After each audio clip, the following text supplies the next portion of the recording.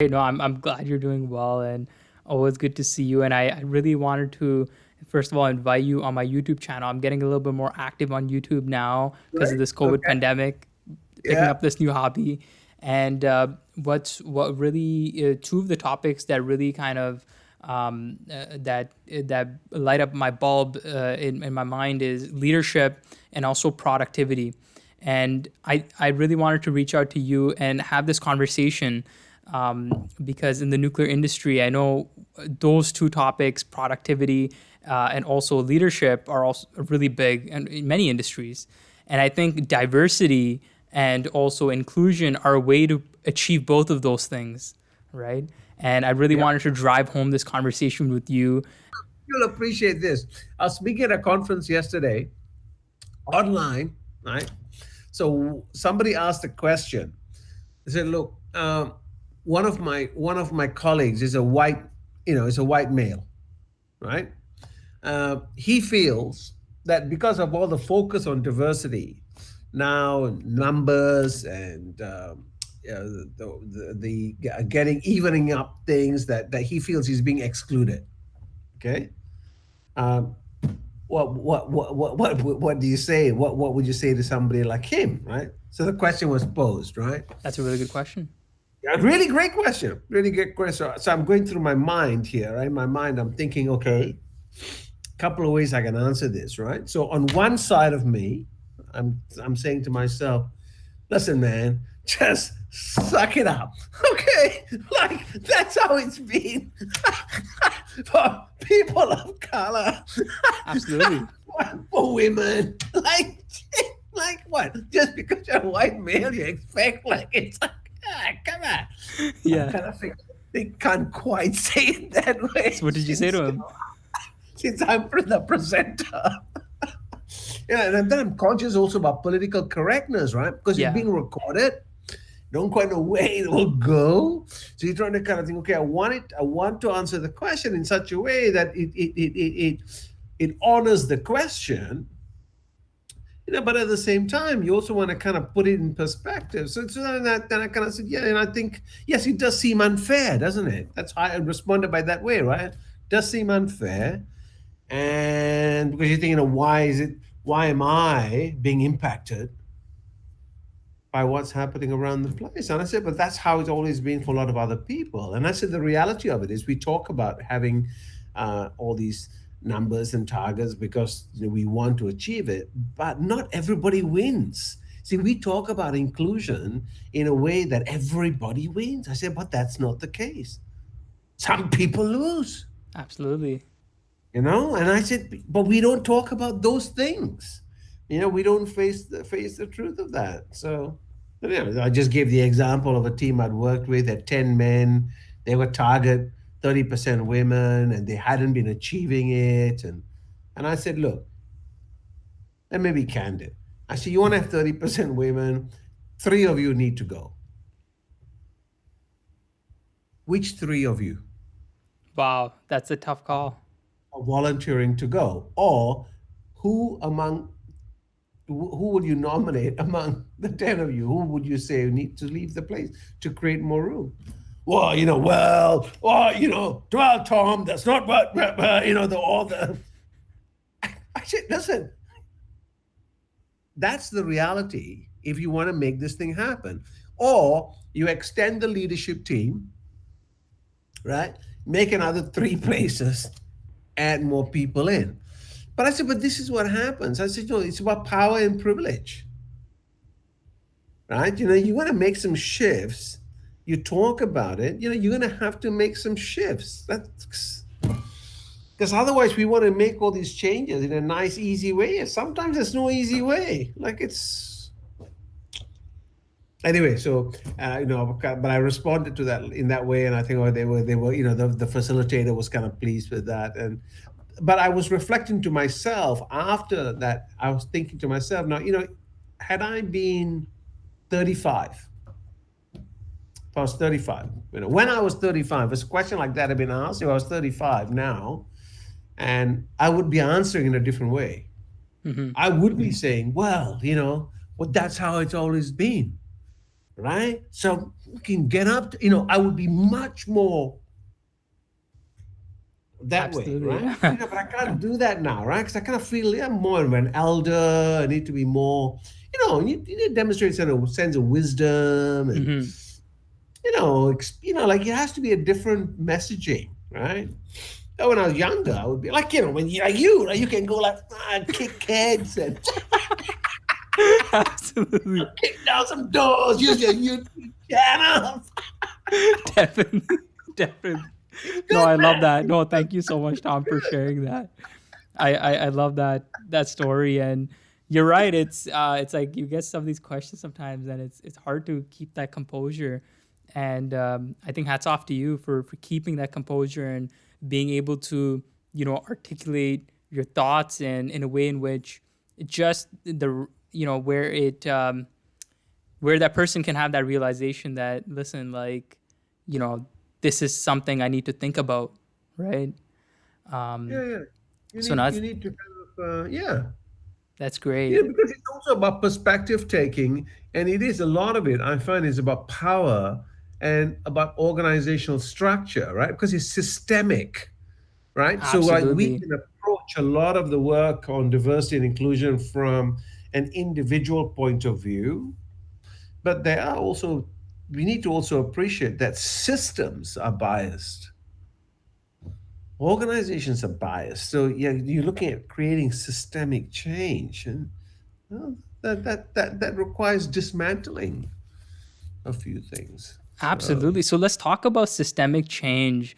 Tom, like I love history, and I love going back in history and really reflecting on certain civilizations or people who embrace diversity and were yeah. able to collectively bring that change within their society.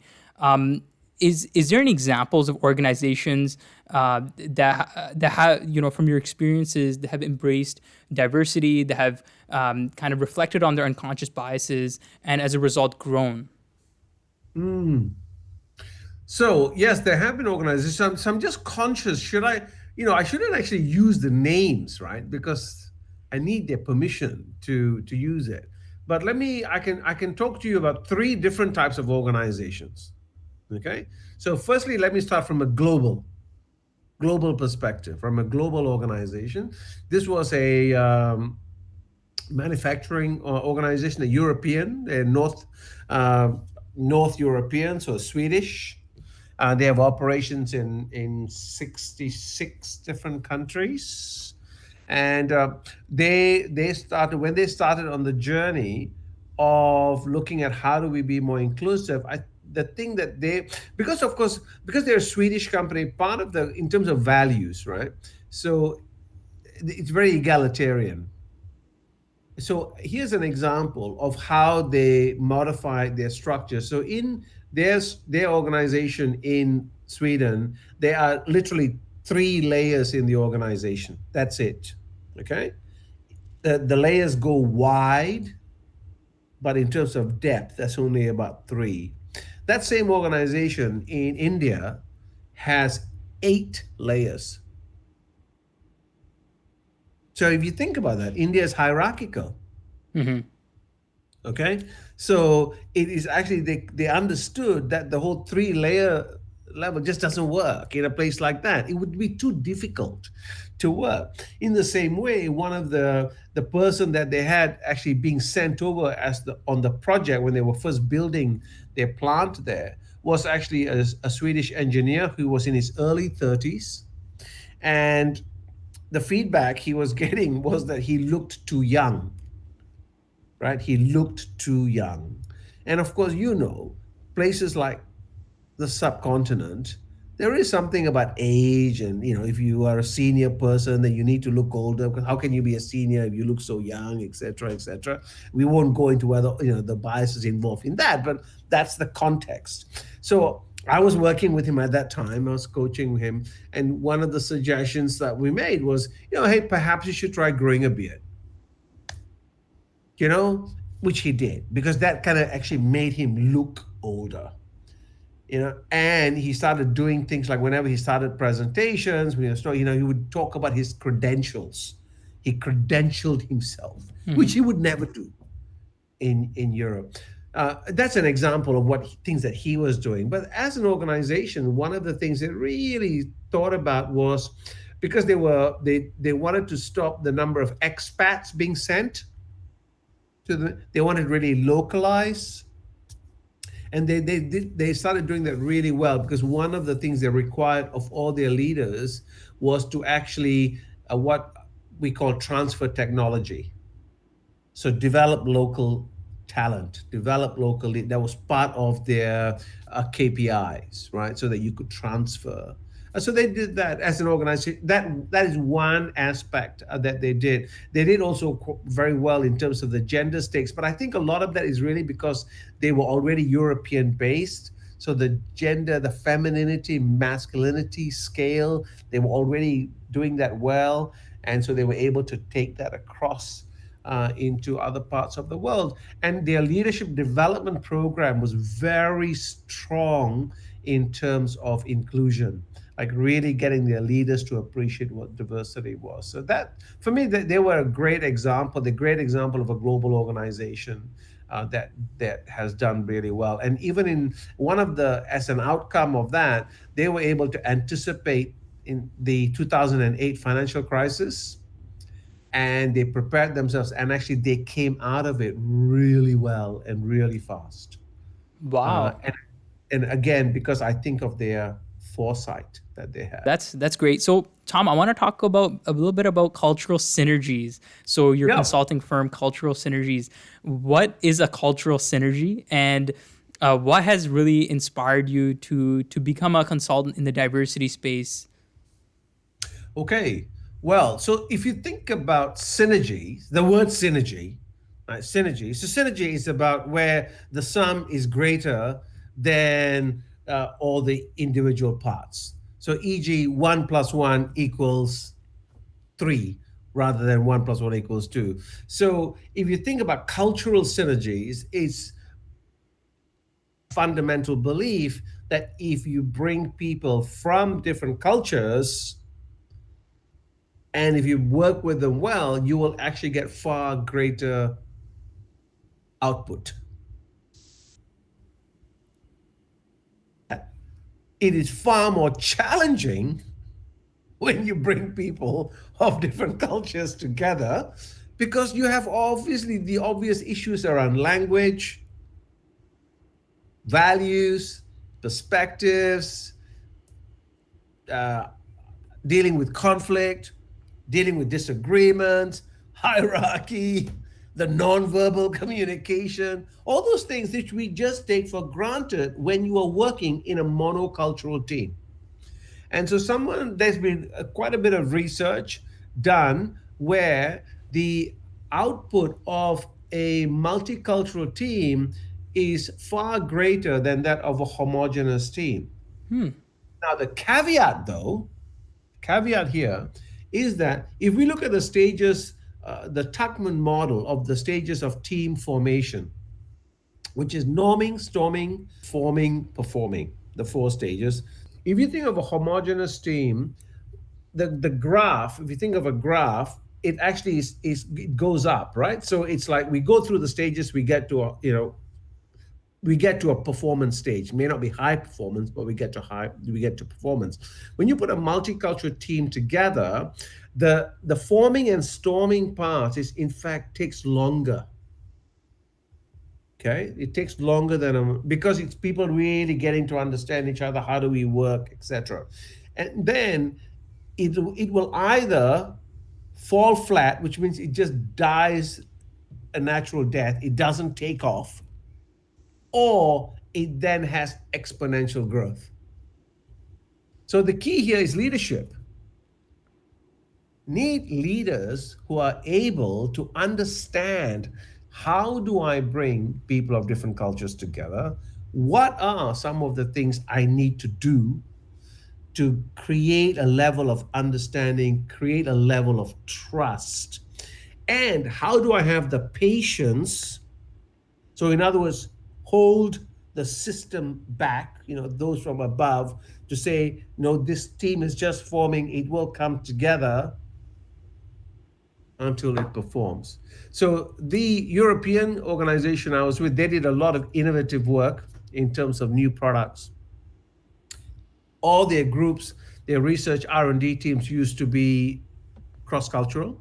They always came from people from around the world. And one of the things that they started implementing after a period of time was, especially with a high project, they would bring all the people together, meet somewhere, and they would have a chunk of time. So like either a week or something together to actually create what we called at that time guiding principles.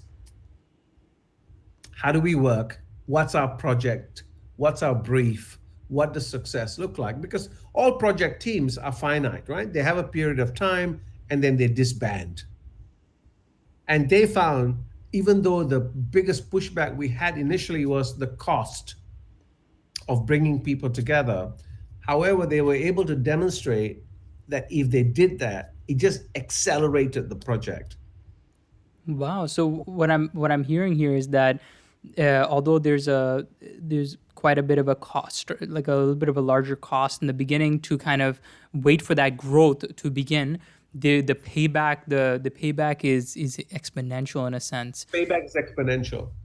But again, Osama, it does really depend also on good leadership. Yeah. Okay, like so going back to your point around that, where you bring up leadership, you need a good leader who's culturally intelligent, has emotional intelligence, who's able to hold the team together and hold the space together so that people build trust. Because look, if you look at all high performing teams, one of the things that exists is good relationships between each other, right? Yeah. High level of rapport with each other. That's important in high performing teams. The other thing that's really important is psychological safety. So I need to be able to challenge. I need to be able to say things in a space that is a okay, and all that takes time, right? Because how do you build trust? Trust requires time. Now, you can look at trust in terms of professional trust. So, e.g., when we go to a doctor or lawyer or someone, I trust you that professionally because I walk into your room, you have your certificates at the back. There is a level of professional trust I have in you. But to have the personal trust, that requires time. There is something that comes from breaking bread together, sharing a meal, uh, finding out about who are you, what's happened in your life, what's your background. There's something that comes from that the sharing of the history, the sharing of the stories. Absolutely. I really love how you mention emotional intelligence because many a times, if you're in a very technical field like engineering, sometimes engineers lack that emotional intelligence. And it's very difficult for someone to take a training course on emotional intelligence.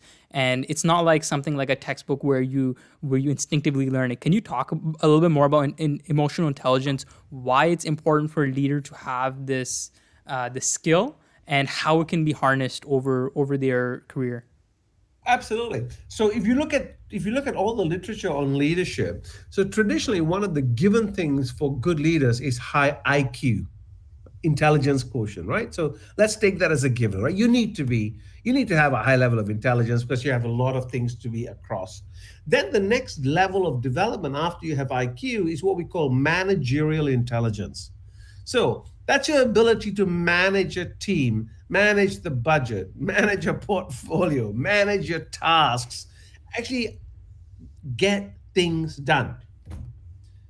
Emotional intelligence came into play based on the research of Daniel Goleman in the early 90s because he was able to show that IQ and MQ were not enough. It didn't make you a good leader because you were not able to create and develop empathy with your teams. And that was a really critical part of good leadership.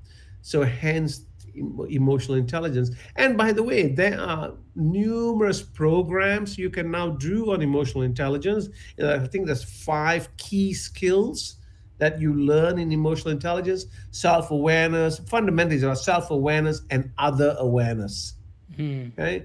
but how do I actually develop those things? And to your point, so a lot of engineers or people who are technically trained need to invest in the soft skills, because look, as you move further up the organization, in any organization, your technical skills become less important. Hmm. So in other words, if you're an accountant, you get promoted because you're a great accountant. Okay, then you get finally into a leadership role where your job is not to be the accountant, your job is to look after the team of accountants who are doing the job, Yeah. right? So it shifts the focus. So now it's really around, how do I look after the people who are doing the job, not do the job myself? Requires a shift. And then, of course, we talk about cultural intelligence when you move into any global role, when you're working across borders, or when you're working with people who have a different cultural background to you. That's where you require cultural intelligence. So tell me a bit about cultural intelligence. I grew up in a city called Mississauga, and it's close to Toronto. It's actually one of the most multicultural cities in the world. Okay. So I was brought up in this environment which was very diverse, and that's something that I grew up with. Um, and a lot of countries out there or cities across the world, they're very homogenous, right? Mhm, Where mhm. they don't have that diversity. How does someone develop cultural intelligence, and what is cultural intelligence? Well, cultural intelligence is defined as the ability to interact effectively with people of different cultures. Okay, so that's what cultural intelligence is.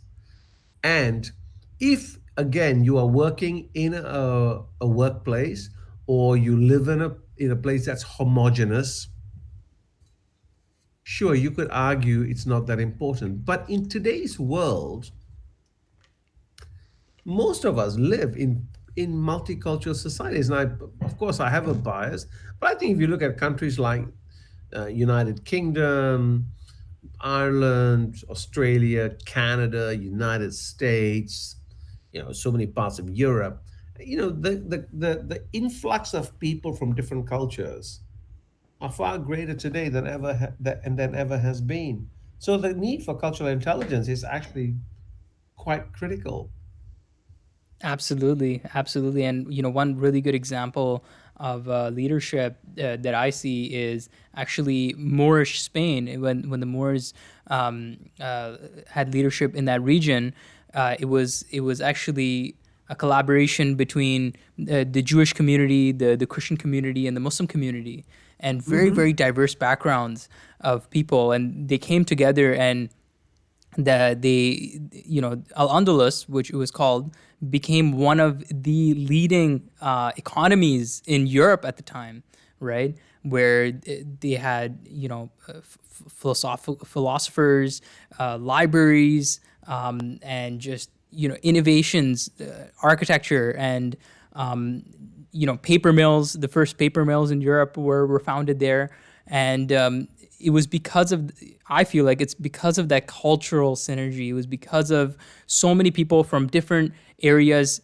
bringing in their expertise and effectively being able to leverage people's strengths. And I think for a leader, the payoff is pretty big, but leading a diverse organization or a diverse team is very difficult as compared to leading, an organization that is very homogenous in a sense.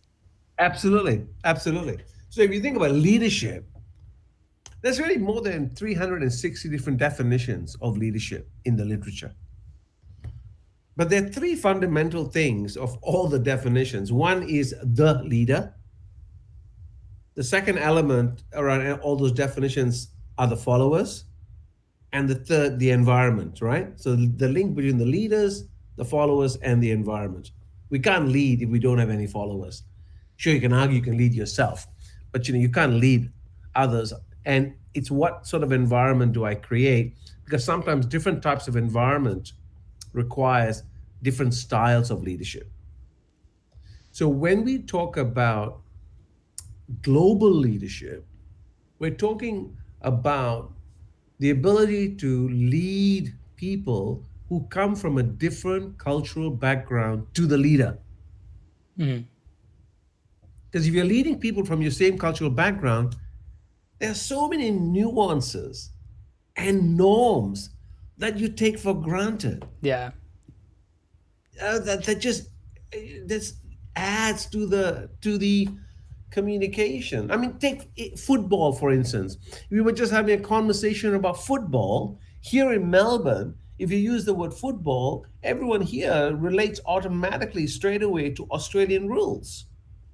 Okay, but if you're in the northern part of Australia, or if you were in parts of, say, in South Africa, we talk about football, you're referring to rugby. Mm. Okay? Whereas in the UK, football would be soccer. North America, right? Gridiron. But it's all football. So even the terms we use, language that we use, how do you build connections? That that's why the whole thing around global leadership is becomes far more important. So we talk about culturally implicit leadership theories, which means that in any culture, they have a view of what makes a good leader. Okay? Now, they may not be able to articulate that, Osama. So, in other words, if I went to Bangladesh and say, well, what makes a good leader? They may not be able to articulate this, right? But they'll say, but I know a good leader when I see one. Could you give some cultural examples of leadership and how they contrast and differ? Like, for example, leadership in the Western world as compared to maybe in somewhere in the Indian subcontinent, or just two types of leadership that very are contrasting.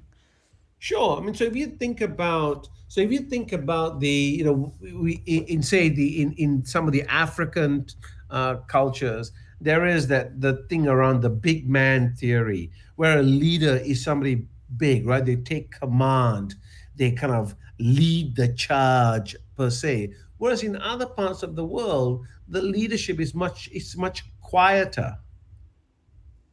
Okay, it's more about being wisdom. It's not about leading in the front, but it's being more quiet. In certain, so in Australia, for instance, because it's a very egalitarian culture, a leader here is really around. It's not about big noting yourself, but it's about being self-deprecating. Okay, need you to be intelligent and need you to be able to lead the team, but in a way that's far more collaborative, Ah. right? As compared to just taking charge and boom. So you talk about, for instance, in some cultures where the leader is like the person lead on the horse leading the front, whereas in other times it's about actually being in the center with the troops. And then in other cultures, it's actually about being in the back and having the troops lead and go forward. So there are different parts of the world. It's about kind of understanding what does leadership look like in different parts of the world. And if as a global leader, one of the challenges becomes then, well, how do I be aware about that so that I may adapt if I choose to get the message across? How do I adapt in such a way so that I'm being effective? Absolutely, yeah. That's really interesting. How, and I really like your example of how there's some leaders that lead at the front, some leaders that lead from the back, and from in between collaborative leadership. Collaborative, yeah. So So if you think about servant leadership, right? Servant leadership, having the troops in front, how do I serve the leader? Now, in hierarchical cultures, like that does not make sense. yeah, Right? What do you mean, servant leader? I have servants because I'm a leader. so the question that I had, yeah, that's a really good example. And like the question I had is, if you have this bureaucracy and this hierarchy, right, where how effective is that in the long run? Does that really encourage people to have trust in themselves and really realize their own potential? And for example, you gave the example of the European company, which had 3 levels and they were really Yep. wide. So, what outcome did that have on the people? Was did they have more like stable mental health? Did they did they perform better? Were they more independent workers? What is that impact? Yes. Well, so I think yes to your in response to yes, they had. I think in many ways there was a far greater acceptance. So it was because it's far more egalitarian. There's a sense of you as a leader are not that far removed from me. Whereas in more hierarchical cultures, there is an acceptance that you as a leader are, way up there because you have better skill sets or better opportunities or you are cleverer than me. But your role as a leader is to look after me, right? So it's a mindset, right? It's a construct. So the construct happens in hierarchical cultures, more collectivist cultures. Yes, I follow the leader, or I will um, uh, that my own needs will be not as important as the needs of the group, because I know the group will look after me, Ah, right? okay. The leader looks after me. I have great faith in this. Whereas in much more egalitarian cultures, it's also I'm on my own, right? I mean, you're a leader, yes, but you're entitled only, and then things may shift, and so that's the construct is different. The core of what leadership looks like is very different. So therefore, the expectations that we have of our leaders are different. Interesting. So, in a sense, there's a bit of a trade off where if you have this hierarchical structure, the leader has, in a sense, more responsibility because he or she is expected to defend and really take care of their tribe. Whereas, Yes. in a sense of the leadership where egalitarian, it's more of okay, well, you're more independent, you're more off on your own, you're more vulnerable in a sense. Yes. And it suits us now for you to be the leader, but things may change, right? The situation changes, so therefore it's time to change the leader.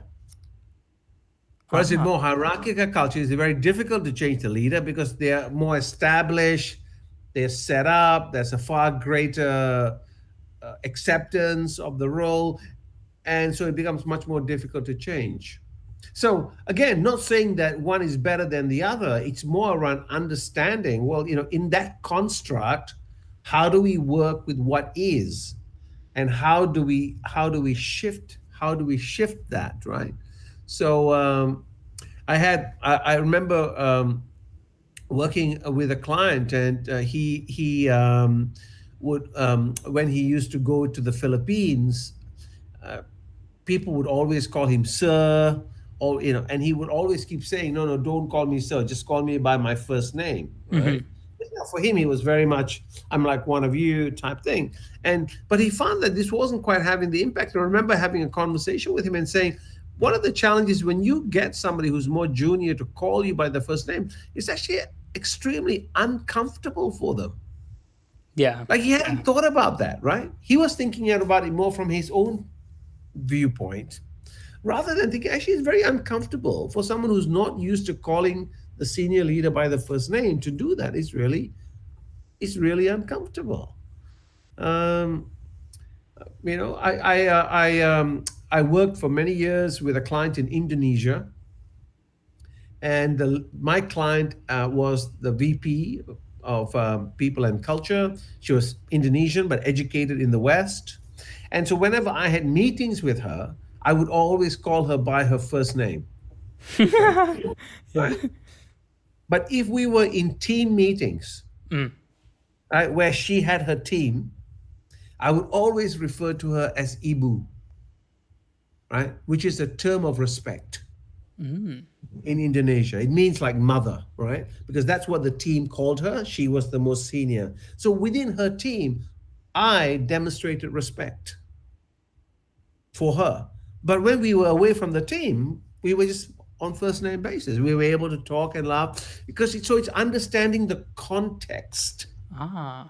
Okay, because if in the meeting I treated her as an equal, if I did that, it may not have had the same, it may not have been seen as being respectful for her team.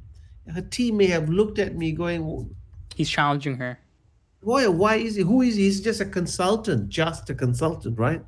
Coming in here, dealing Yeah. with this senior person, Mm. and so that would have created tension and angst. So it's about understanding the credentials. It's like I mentioned to you that I'm currently doing a program in with a group of students in India. It's a graduate program, master's program, and we're talking about cultural intelligence in emerging economies. A great bunch of people, and they've all worked for 5 years because you need to have worked outside for 5 years before you can come into this program. And they're terrific bunch of people, and they keep calling me always like professor, like professor, right, professor. And in there was a time where I would have said, no, no, no, just call me Tom, right? Because that's. However, I appreciate that for some of them it's really difficult. Yeah. Okay, it's really difficult. So I get them if they want to call me professor, fine. If they're comfortable calling me Tom, fine. So because I can relate to my own experience of first being in Australia and my very first job, I used to call my manager Mr. McLaren. He said, "Call me Ian. Call me Ian." I said, "Okay, Mr. McLaren, Ian." So I just couldn't get it out. Absolutely, yeah. Because in South Asian culture, that's correlated with respect. Even myself, I have that same issue where, for example, our dean, our faculty Yeah. dean, I'm on really good terms with him, and I always call him by Doctor Tokahiro, his last name, Yes. and he tells me, "Hey, listen, like just call me by my first name," Yep. and it's so hard for me to say that, like. So I think certain things are just like ingrained in you where, It's ingrained. Yeah. yeah, It's a core value, right? it's You core value. really, it's what we call being countercultural. Like I have to really work on being countercultural. And of course, over the years, you learn, right? You learn how to do it differently. But think about it vice versa. Think about someone who's so used to calling leaders by their first name. I've worked with clients here in Australia, so used to work calling their leaders, senior leaders by their first name. They get sent to a place like Thailand, Hmm. okay?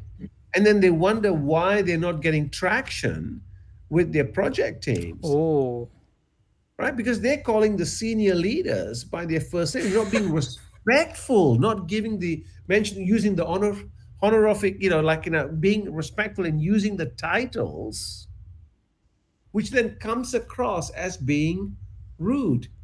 absolutely. It could impact business if you don't have that cultural awareness.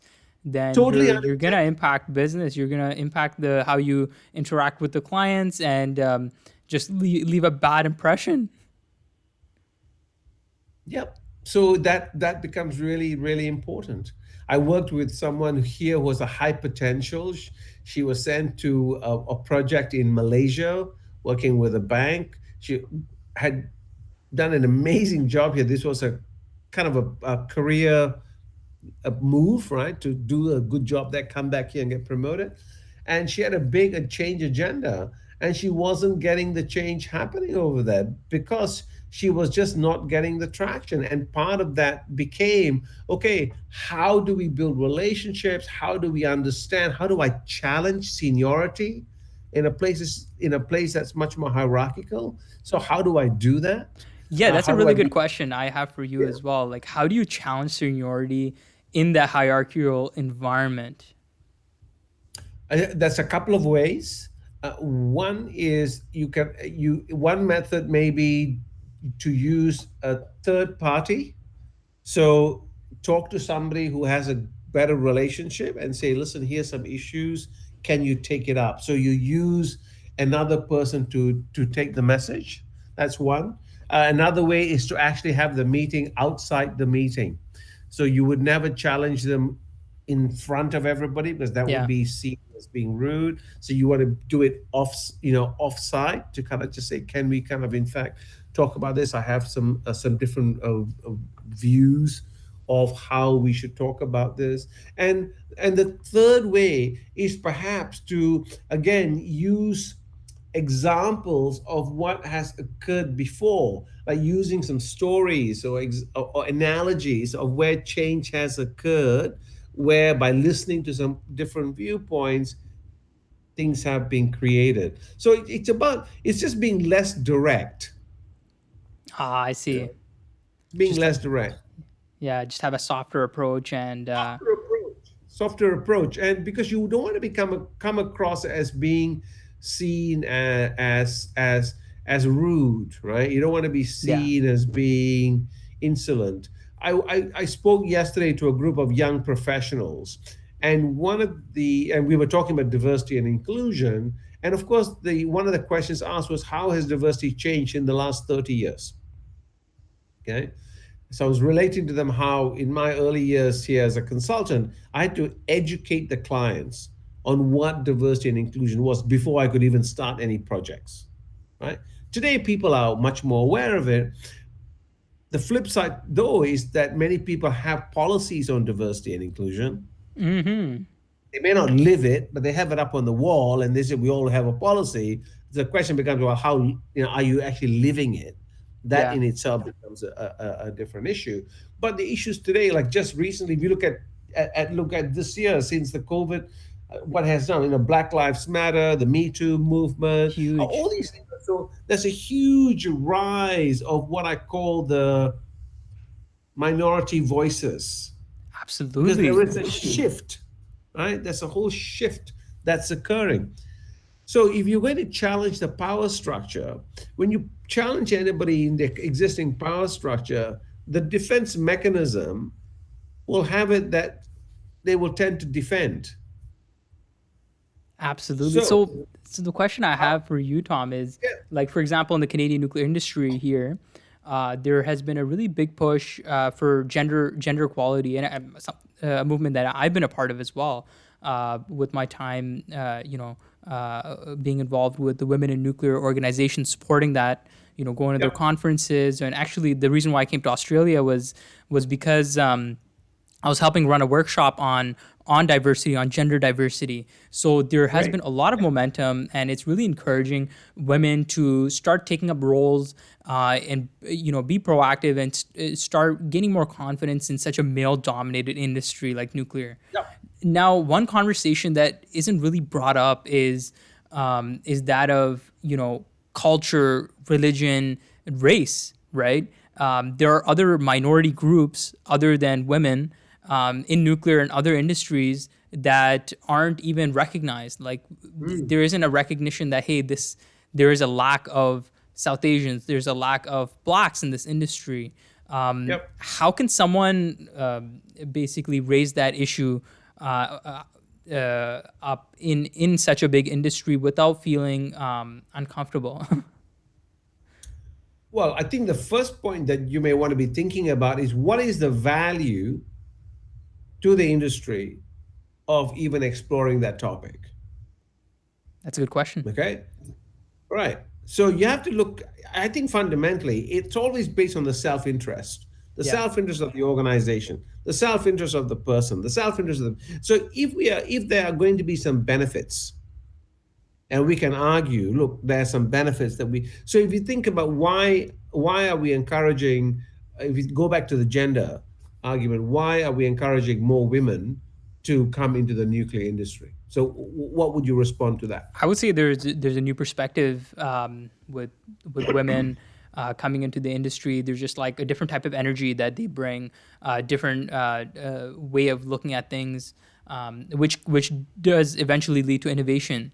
And I think gender diversity is, in a sense, it's really important. I think it does have a lot of benefits in terms of how organization operates. So those are some of the benefits that I would see.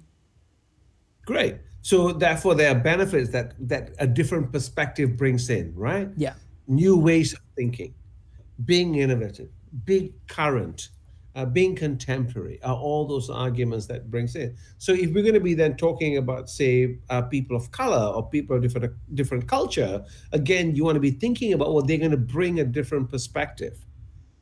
They're going to bring a different view of how we perhaps articulate what the value proposition is.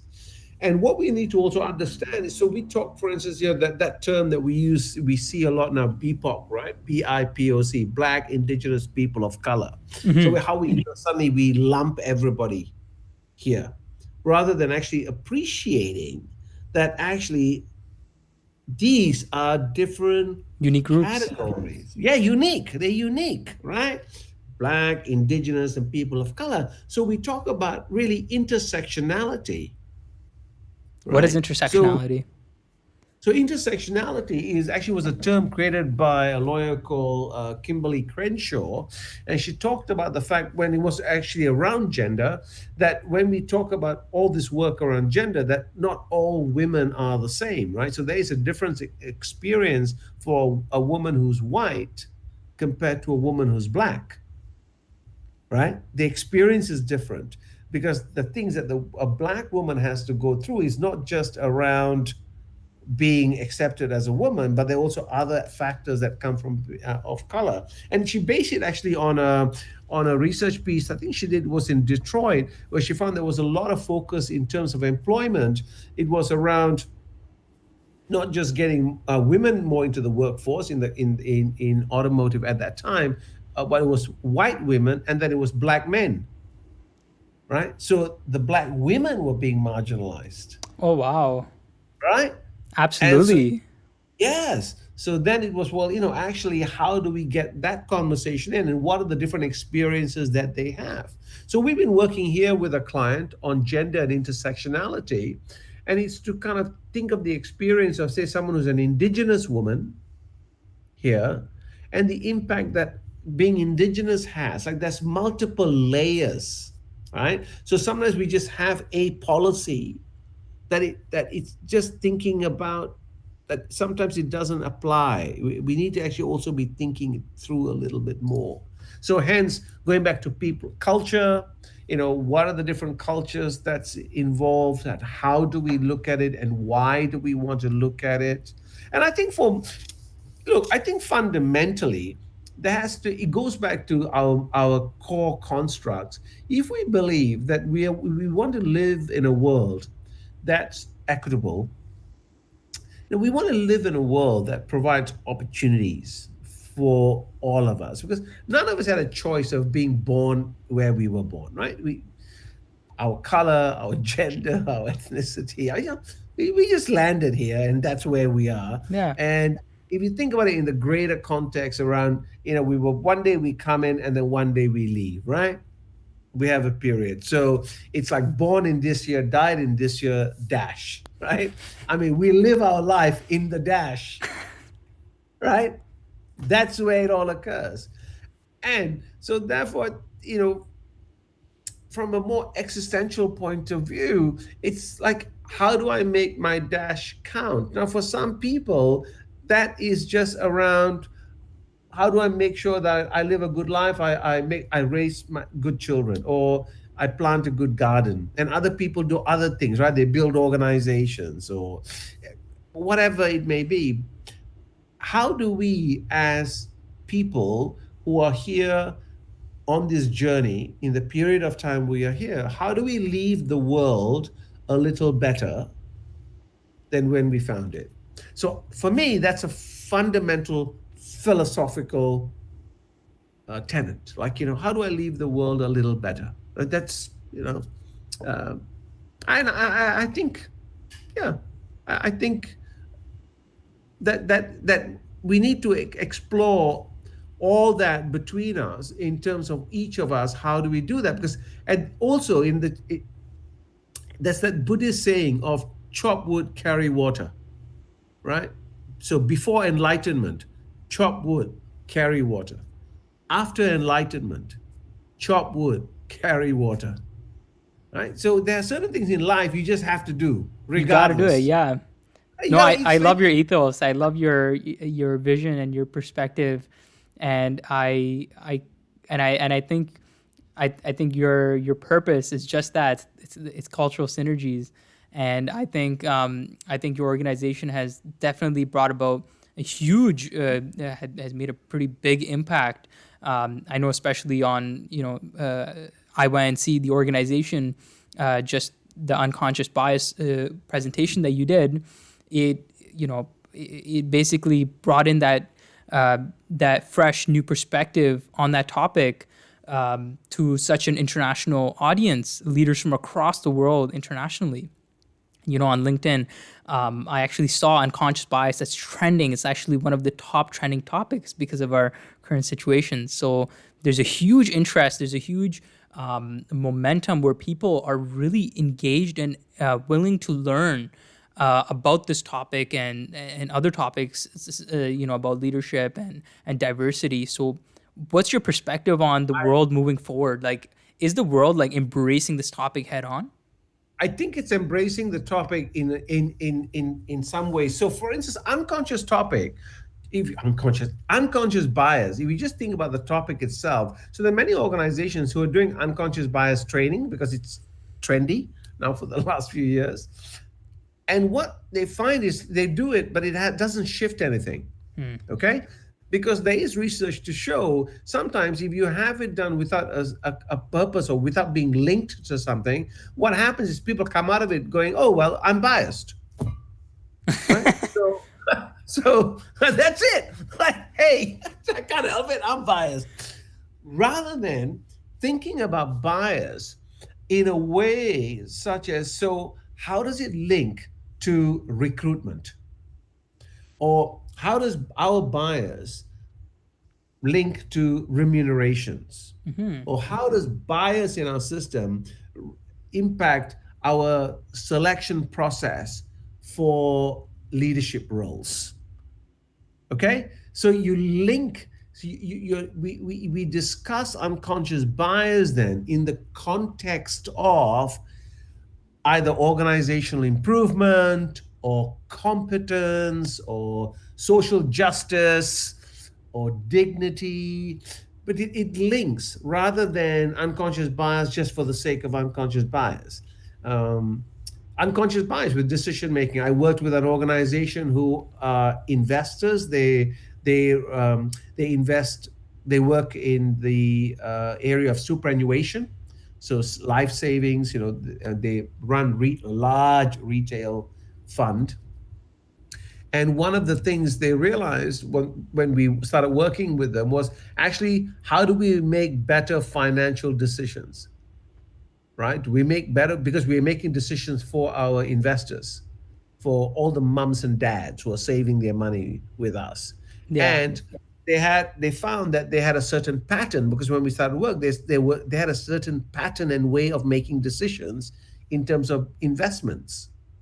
Hmm. And in today's world, how do you broaden the aspect? And I'll tell you a great story that they shared. They had somebody who came in as an advisor. They have this financial advisor, and this person came in, and they said he was really quite unkempt. He was quite neat. He was quite, his thinking was quite out there. He didn't quite fit the mold of what somebody who advises the money. And so anyway, they discarded all the things that he was talking about because they didn't think it made sense. After we did all this work on unconscious bias, they decided to revisit this.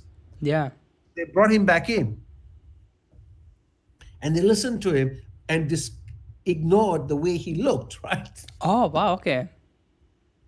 And they found he actually said some really good things. That's crazy.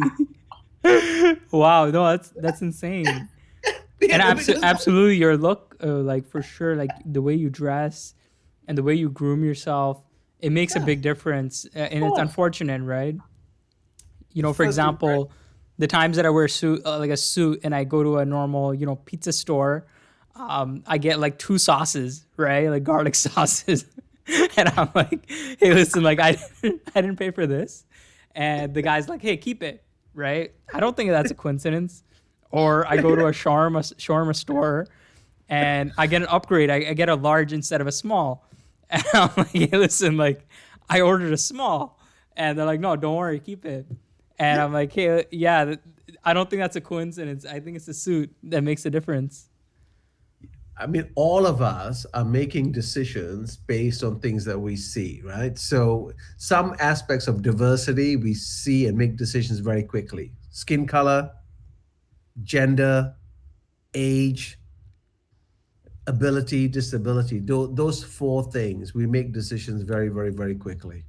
So, as you know, Osama, I've been a consultant now for a long time, right? 30 years. I have client-facing days. I'll tell you a story about bias. Client-facing days where I, spruce up, wear the suit, and go out, dress up. Although now it's all behind the screens. Makes it you know, very but easier. But the other non-client facing days, because I'm on the phone quite a bit, I'm Yeah. writing. I tend to not shave. I tend to be far more relaxed in my outlook. I had an appointment with an orthopedic surgeon. It was a 3 o'clock, 3 p.m. appointment. I turned up at 5 to 3. It was a non-client facing day. I was very relaxed in my outlook. I walked into the front desk. There was a reception area. Person sitting behind the desk. There's a woman standing on one side of the desk. I walked in. The receptionist looked up to me and said, "Ah, you must be the taxi driver." Oh my god. Momentary pause. Oh I my said, god. And how did you "No, react to that? no, I'm the 3 o'clock appointment." Yeah. She said, "Oh, I'm sorry about that. We were expecting a taxi at 3 and thought you were the one." And I said, "No, I'm the 3 o'clock appointment." She said, "Really sorry about that. There's the waiting room, right?" So Yeah. I walk towards the waiting room. I stop. I take 2 steps back and I look at her and I said to her, that is an example of unconscious bias. That's that. Wow, And you hit the nail on the head. And what did she say? How did she respond? at which stage the woman who's standing at the counter turns over, turns across, and says to me, "You are absolutely right. Wow. And I learned that from you 2 years ago." I said, "Really? Where did that happen?" She said, "Well, I work at BP, and 2 years ago you came over to BP and did a whole series of work on unconscious bias, Wow. right? And that's where I know about it." So I responded to her by saying, "Well, as you can see, it's alive and well." No, that's a great story. I I love go it. off. I'm sitting in the waiting room, Osama. I'm looking around because the surgeon came highly recommended. And I think, oh, the furniture's a bit old. There's no new magazines here to Yeah. read. So I say to myself, actually, I wonder how contemporary or up to date this person is, right? And then I say to myself, because of course, I'm irritated, right? Yeah, I'm absolutely. angry. I say to myself, regardless of what he says, I'm going to get another opinion. I'm going to get a second opinion. So this is my own bias now kicking in, right? I'm making decisions based on how I'm feeling. So the point here is that all of us are biased, right? All human beings are biased. I'm biased. You're biased. Bias helps us navigate life. Hmm. Like we need bias. It keeps us alive. It's It's a our survival antenna. mechanism. Survival mechanism. Right? It's a preference based on assumptions, stereotypes, experience, etc. Some of our biases are explicit, like we know it. We bias a certain type of food or color or fashion, etc. And but other types of biases, it's unconscious, and that's what trips us up. That's when all the things around decision making comes in because I'm basing it based on perhaps affinity or I'm basing it on accent or I'm comparing and contrast. So it's that's where we need to be aware as leaders. We need to be aware. Am I making decisions that actually is are taking everything into consideration rather than the default? Absolutely. I think it's being less reactionary and more of, hey, let me focus on the situation and really self-reflect at that moment, which is very difficult to do. But I think Very, very difficult to like do. practices like Very mindfulness and these, being aware, like self-awareness, I think are. Self-awareness is critical. I mean, one of the most important trait I think in terms of all good leaders is really that a high level of self-awareness. So again, going back to that group of Indian students I'm working with in the last couple of weeks, that the question that's come up a number of times has been the aspect of colonialism. Mhm. Okay, because we're talking about emerging economies, we're talking about how do we grow businesses into different parts of the world. And we Yeah, talked a lot, they've been asking a lot about colonialism, right? Historically, has that always existed? What has that done in terms of skin color? And does the fact that, if you're light skin, white, does that, automatically give you a superiority attitude when compared to when you're dealing with dark skinned people? So it takes quite a while to unpack that, because it's not just an easy answer. And think about what that has done in terms of wealth distribution around the world, what it's done in terms of education. Yes, there's so many aspects of it. So I think the world, to your point, we're going through. I think we've just accelerated it, right? I think COVID, what has done is just put us on a fast track. It's fast forwarded a lot of conversations that perhaps were not quite happening, or things were kind of moving along, but COVID has just really accelerated, and to many aspects been good, but in other conversations perhaps has pulled it back. So I think it's fantastic. I mean, look at what you're doing with your YouTube channel. Look at what you're doing in terms of provoking conversation, provoking thinking. I mean, and a lot of it has really been the emergence and the awakening that you have had as an absolutely. individual, Well, right? thanks to you, Tom. My pleasure. I'm pleased that I've been able to do that with you, because I too have, look, Isaac Newton said it, right? So Isaac Newton said, we see further because we stand on the shoulders of giants, right? Absolutely. I love that. I love that because I've had so many great teachers and mentors and coaches in my life. I've been blessed with that. And so again, it's how do we pass that on? No, So I look at you as someone who's a young man, energetic, out there trying to make a change in the world. It gives me hope. thank you so much, Tom, and I really appreciate your mentorship and your support and guidance. I think that really means a lot because it really encourages young leaders, and also encourages people at an individual level, and gives them that confidence that, hey, listen, you need to break new ground. You need to you need to push beyond like the status quo, right? And that's the way, and it's going to benefit others as well in the long run. That's So right. Yes, I because some of us yeah, have to take the lead, right? So, we have to be at the pointy end. absolutely, absolutely, and it's a difficult place to be, but I think Of it course, it it's is difficult. rewarding. It's difficult. It's sometimes much easier to be, sit in the back and let other people go ahead. But some of us have. It's about stepping up. It's about stepping up, and if you're going to break through the barriers, if you believe in a more equitable world, then it's, well, what can I do to create a better world for my children, my grandchildren, their grandchildren? Because life goes on, right? It's a circle, right? So it's a cycle of life, right? So what's the impact that we want to leave? What's our legacy? What do we want to do? How do we want to leave it better? So you find that all of us, if we can find something or an area that we say, yes, I can make a difference here, then let's go do it. Because I mean, it would be a shame not to use your skills, right? It'd be a shame not to use your gifts, right? To come into the world and then to leave without actually having an opportunity to express your gifts. That would be a shame, I think. I mean, 100%. so I'm pleased that you are taking the lead. It's Thank you so fantastic. much, Keep and up the good work. my pleasure, Tom, and thank you so much for this conversation. I learned a lot, and I think the audience that is going to be watching this is gonna get a lot of benefit, since a lot of viewers of mine are from the nuclear industry, and we are always looking for